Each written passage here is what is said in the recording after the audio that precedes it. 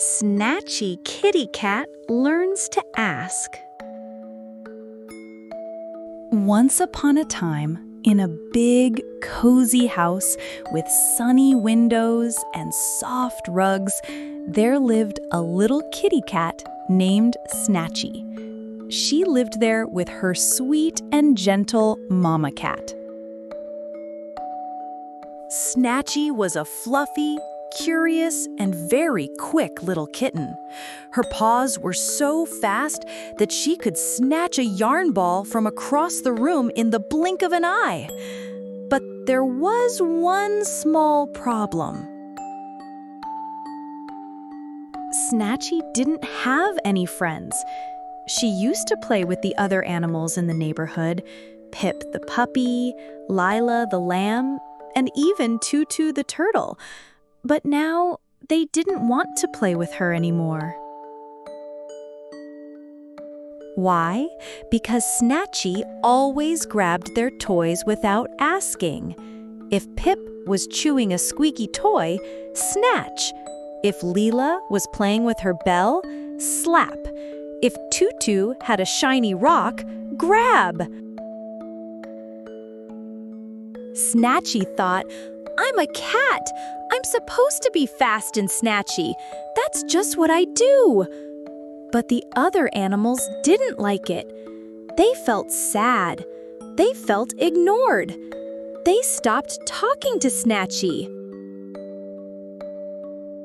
One quiet afternoon, Mama Cat saw Snatchy sitting alone by the window, batting a feather by herself. "Why aren't you playing with your friends today?" Mama Cat asked gently. Snatchy sighed and said, "They don't want to play with me anymore. They say I always take their toys without asking, but I'm just a cat. My paws are fast." Mama Cat gave Snatchy a warm hug and looked into her eyes. "My sweet kitten," she said kindly, "being fast is fun, but being kind is even better. Before you grab something that isn't yours, you must always ask first. No matter who you are, good manners are something everyone should have." Snatchy blinked. "Even cats?" Mama Cat smiled. "Especially cats." That night, Snatchy thought and thought. She didn't want to be alone.